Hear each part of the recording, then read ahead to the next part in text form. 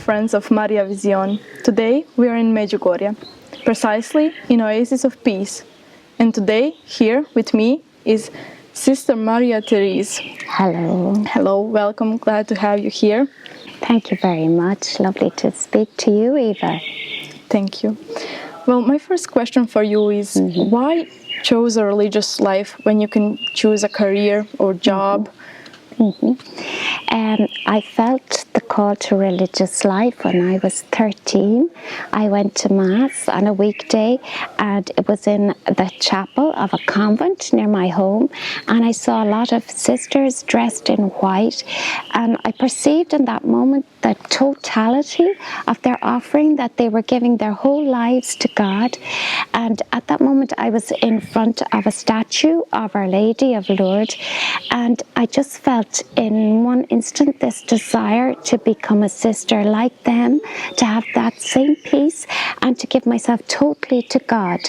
And from that moment the desire never left me. So everything else that I had wanted to do, that I had dreamed of, like becoming a wife, a mother, having a career, kind of went in second plan, you know. I didn't feel that it was so important anymore. I fell in love with Jesus and I wanted to be his bride.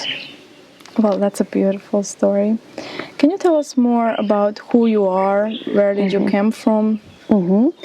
Okay, so I'm from Ireland. I'm Irish.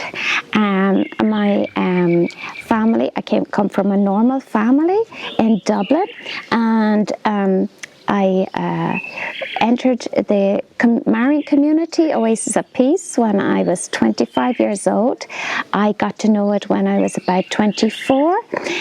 I had come to Međugorje when I was 21, and the whole spirituality of Međugorje just touched my heart very, very much. I felt very much loved by the gospel, by Our Lady, the Queen of Peace.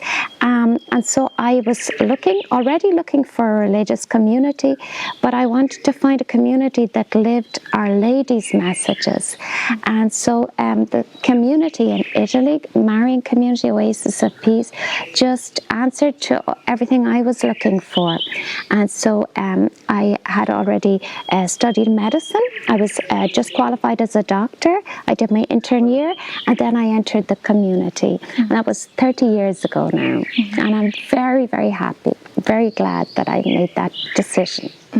What do you do here? What's your mission here?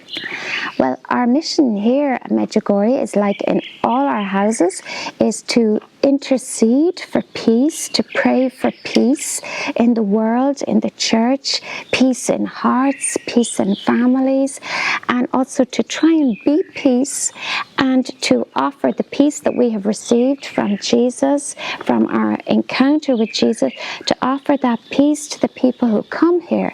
So here at Međugorje we welcome a lot of pilgrims. Hundreds of people come, hundreds and thousands every year come to our oasis to visit Jesus in the Blessed Sacrament and to experience the love, the tenderness of our Blessed Mother here. So we allow them to visit our chapel. If they want to listen to our talks, to our testimonies, we offer that possibility. And we also have rooms where people can stay. It's not like a hotel as such. It's a hospitality with the heart, we call it, where people can stay for a few days, for a few weeks, maybe for a few months, depending on their need, and try to find that peace that comes from living a closer relationship with Jesus and with Mary. So that's our mission. Can you tell us more? How is it living in mixed community? Is it hard, tempting? Yeah. No, I find it very natural. I hadn't planned to enter a mixed community, but when I visited the Marian community Oasis of Peace for the first time, I saw that it had brothers, sisters, and now we have priests as well. We also have secular members, and we have married couples that are living the same spiritual spirituality in their own homes. So it's mixed in the sense that we have men and women, and then we also have mixed different states of life in our community. And when I came, what struck me was that it seemed like a family. And I think our society today has so much need of healthy families. So we live together and we actually complement each other. Now, of course, the internal members, the celibate members, we've already made that decision to marry Christ. You know, Christ is our bride. So, you know, we already have that solidly in our mind. And then we live together. We have a very healthy community life. Of course, there are challenges because we're from different cultures, different generations, different personalities. But that is part of our mission, is to try and live peace in our community life and to be an example also for other people that it is possible with the grace of Jesus and the Blessed Sacrament exposed and with our prayer life. Why do you feel this mission and everything you do is rewarding? Why is it rewarding? I think the reward is kind of a side effect, you know, excuse me if I use a bit of medical terminology here, but it's like you giving everything to Jesus, putting him in the first place, and that itself is very rewarding because it's like you're giving everything to him exclusively, and then you're also giving to your brothers and sisters who are in need. In our case, it's to those people who are who don't feel peace, who haven't felt peace in their lives, or haven't experienced that love of God sometimes, or are very wounded. So to reach out to them, to reach out to the wounded Jesus in them, that can be very rewarding. And you actually forget about yourself. A lot of times you forget about whether you're happy, whether you're not happy, because you're thinking about the other person, how to serve Jesus in that other person, how to make that other person happy, and that makes you happy. I believe. So can you tell us more about your projects and what's your proudest project so far? Well, in this house, a project that started last year after the war broke out in the Holy Land, our Superior General, Father Martino, invited us to intensify adoration in all our houses, and so we asked help from people around here who live around here, and ever since then in this chapel there has been 24-hour adoration because there wouldn't be enough of us in the community to cover the 24 hours, but the people from Međugorje, Kraljica have helped, and also the pilgrims and some of the Italian people who live here as well, to cover the whole day, 24 hours. So that's something that we're really pleased about, because in this chapel continuously a prayer is being raised, elevated to God, to pray for peace in humanity, in people's hearts, peace in troubled parts of the world, in Ukraine, in the Holy Land, in Africa, peace in families. So we're really happy that we have been able to facilitate that.